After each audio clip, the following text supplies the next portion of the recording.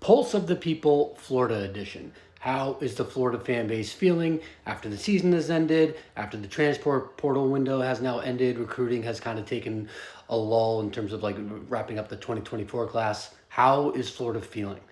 It's like they're talking to a teenager who you still want to believe in, who's young, has had some slip ups, and they're just like, God damn it, Billy, you can't keep doing this. But here's your last chance. You get one more chance here, and that's Florida Gators going into the 2024 season.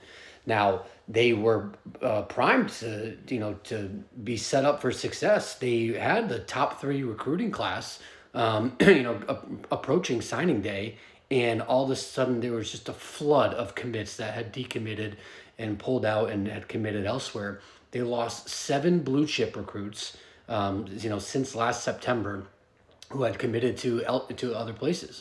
And notably, they had left linebacker Adarius Hayes left for Miami, defensive lineman Kendall Jackson left for Miami, and then you also have Amaris Williams, who committed to Auburn, Jamonta Waller committed to Auburn. You have Nazir Johnson committed to Georgia. These guys are decommitting and going to your rivals, like Miami and Georgia. These are Auburn. These are your rivals. Auburn less so, but these are your rivals that you're competing with for this high school talent that these guys are leaving to. So there's obviously a lot of frustration there from the Florida fan base. On a higher note, they had kept DJ Lagway and LJ McCray, both 5 stars.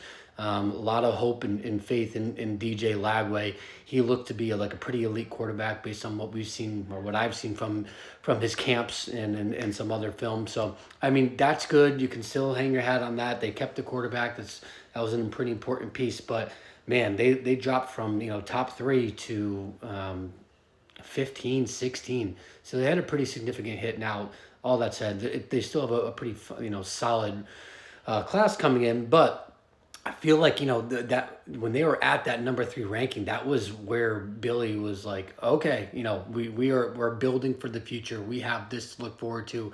Maybe they'll give him a little bit of leeway. But it looks like that's now a short leash. I think he might be on a shorter leash now. He's made some changes this year, which is good for the coaching staff. So, they had let go of defensive line coach Corey Spencer and secondary coach Corey Raymond. Corey Raymond now back at LSU, I think for his 3rd stint.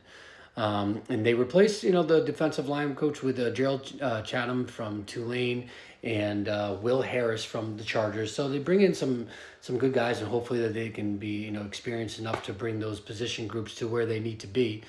But look, Florida has a hard road, next year and in 2024. Probably the hardest schedule in the country. 2 of the first 3 games are Miami and Texas A&M. Now, both of them are at home, but those are 2 big games and both very losable games. And then the last 7 games, this is crazy. Their last 7 games is at Tennessee, Kentucky at home, Georgia at a neutral site in Jacksonville for the world's largest cocktail party, at Texas, LSU, Ole Miss are both at home, and then at Florida State. Man, that is just a gauntlet for your last 7 games. All of them are losable. They'll probably be dogs in most of them. So I have to say, Billy is not set up for schedule dynamics wise for a successful season. Hopefully he can flip the script a little bit and win some of those games. But man, he has a gauntlet this year, probably the hardest schedule in the country. And I feel like the first 3 games of this season will kind of shape how the season goes. If Billy goes 2-0 against Miami and A&M, that's great momentum coming out of the gate. On the flip side, if he goes 0-2, man, you have a rough schedule, down the stretch there.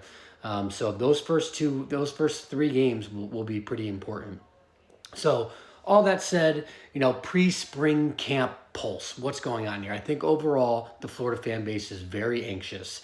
They're ready to give Billy one more shot, but don't have the most confidence in him. I think he has a pretty short leash in terms of what's going to happen with him at the end of this year. I think if they're starting 0-2, he might not make it out to the 2024 season. I think Florida's probably pretty excited to see Lagway in the spring, see what he's capable of, and hoping Graham Burks can improve on his already pretty successful campaign in Gainesville next year.